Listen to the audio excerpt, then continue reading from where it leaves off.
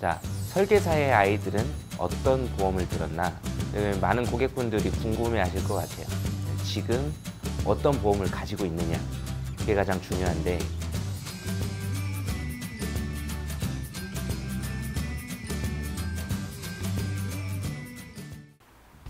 안녕하십니까? 이준희 설계사입니다. 사실 이제 저는 4학년 아들 한 명이 있고요. 2학년 딸이 한 명이 있어요. 11살, 9살 이렇게 있는데, 지금 어떤 보험을 가지고 있느냐? 그게 가장 중요한데, 자, 첫 번째, 아이들의 보험료 어느 정도씩 책정을 했느냐? 아이들의 보험료를 말하기 전에 제 보험료를 먼저 말씀드리면, 저는 순수하게 저를 지키기 위해서 들어간 보장보험만 120만 원 정도 매월 납부를 하고 있습니다. 아이들을 지켜내기 위해서 제 보험을 많이 들은 거예요. 나에게 어떤 문제가 생기면 아이들을 지켜줘야 되는데, 아이들의 보험료는 내가 내줘야 되고, 나한테 문제가 생기면 나에게서 발생된 보험금으로 아이들을 지킬 수 있게끔 먼저 준비를 해 놓은 거죠. 이 준비가 안 돼 놓고 아이 보험에 20만 원, 30만 원 막 이렇게 들어가려고 하는 부모들 계세요. 잘못된 거죠. 부모가 잘못되면 아이 보험 누가 내줄 건데.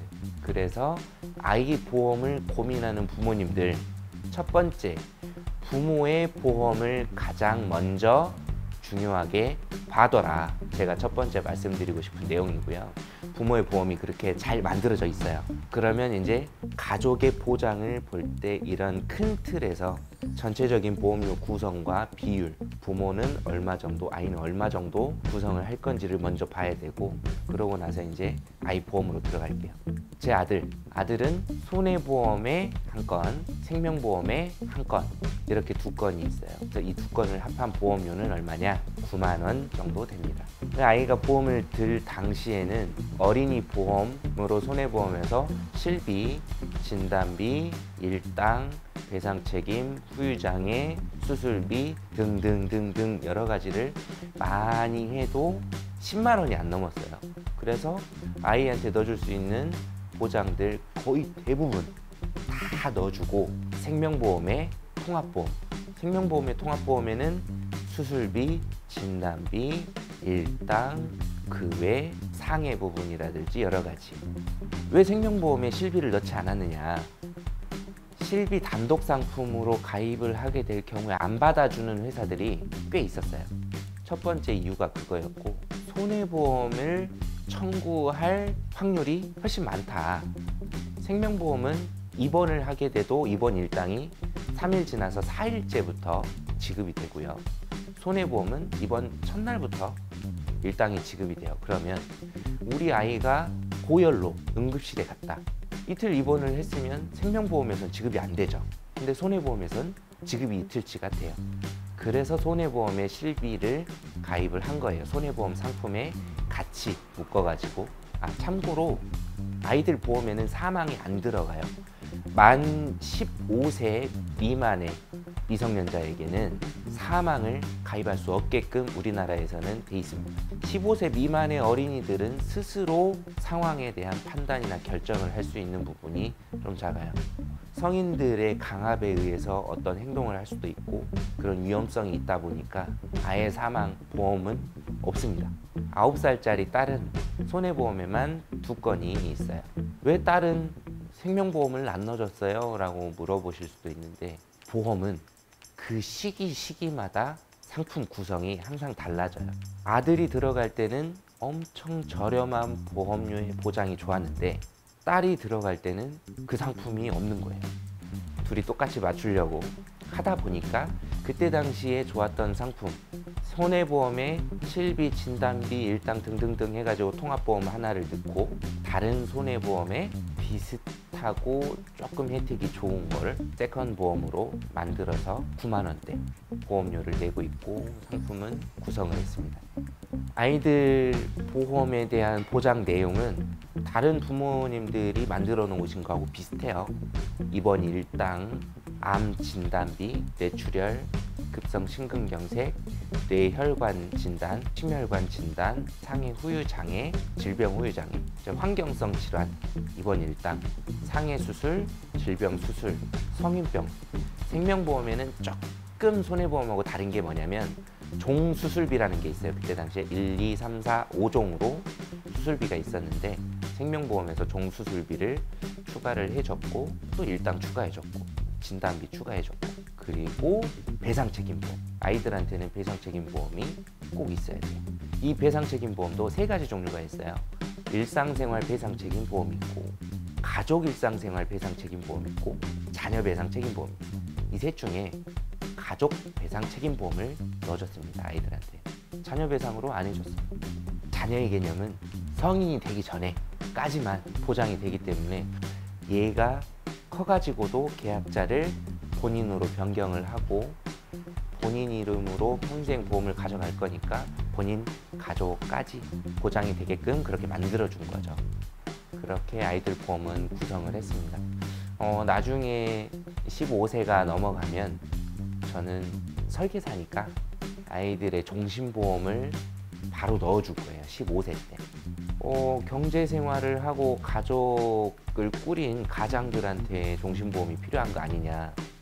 종신보험은 죽었을 때 나오는 보험? 이것도 벌써 한 10수년 전 이야기예요. 종신보험으로 노후생활비, 만약의 상황을 대비한 가족 보장, 사망보험금 이야기하는 거죠. 그리고 중도 인출을 통해서 자금 활용을 할 수 있어요. 그런 것들 손해보험도 되지 않아? 아주 단순 명료하게 안 돼요. 손해보험하고 생명보험하고는 구조가 엄연히 다르기 때문에 손해보험은 냈던 보험료 이상 돌려받을 수가 없습니다. 근데 생명보험은 어쨌든 내고 시간이 지나면 냈던 보험료 이상 이자까지 계속 불어나는 구조로 돼 있어요. 생명보험의 종신보험은. 그래서 15세 때 가입할 수 있는 최저 연령대 바로 가입을 해주면 이 아이가 경제생활을 하는 30대, 40대가 넘어갈 때쯤은 그 금액이 엄청 크게 불어나 있겠죠. 그리고 훨씬 더 지나서 60 정도 됐을 때 은퇴 시기에는 들어갔던 금액 일정 부분을 노후 생활자금으로 계속 쓸 수가 있어요. 그래서 내가 부모로서 정말 우리 아이를 사랑한다라고 하면 미리 길게 아이의 이름으로 남겨줄 수 있는 종신보험 하나쯤 만들어 놓는 것도 아이가 커서 결혼을 했을 때 추가적으로 보험료 지출에 대한 고민을 하지 않게끔 미리 안정된 삶을 만들어주는 부모의 역할, 이것까지도 생각을 할 수 있죠. 만 15세가 넘어가면 종신보험 하나쯤 두둑하게 만들어 두시는 것도 자녀를 위해서 좋은 재테크 방법이다 생각합니다. 종신보험은 만 15세가 넘어간 시점에 가입을 하는 게 맞습니다. 그리고 그 금액의 크기, 보장의 크기는 저는 사실 보험료에 대한 기준을 가지고 있는 것보다 보장의 기준이 명확하게 있어요. 15세 때 종신보험을 가입을 한다라고 하면 1억 5천에서 2억 정도의 사망 보장을 만들면 보험료는 15만 원에서 20만 원 내외 이 정도 될 거예요. 그러면 그걸 평균적으로 20년 납을 보통으로 잡는데 저는 대략 10년 납 내지 15년 납 15세부터 15년 납을 기준으로 이야기를 했을 때 15년이 지나면 아이가 30이 되거든요. 내 아빠가, 내 엄마가 만들어 놓은 보장이 지금 시대에는 없는 보장들이 있네. 그러면 너가 알아보고 그때 당시에 필요한 보장을 조금 더 만들어라 할 수도 있고, 그리고 이 보험들이 계속 시간이 지나면 어떻게 되느냐면 제가 죽었을 때 아이한테 사망보험금이 갈 거예요. 그러면 내 아이는 제가 준 사망보험금에 본인의 부모가 사망했을 당시에 또 사망보험금이 나가니까 2배 이상을 받겠죠.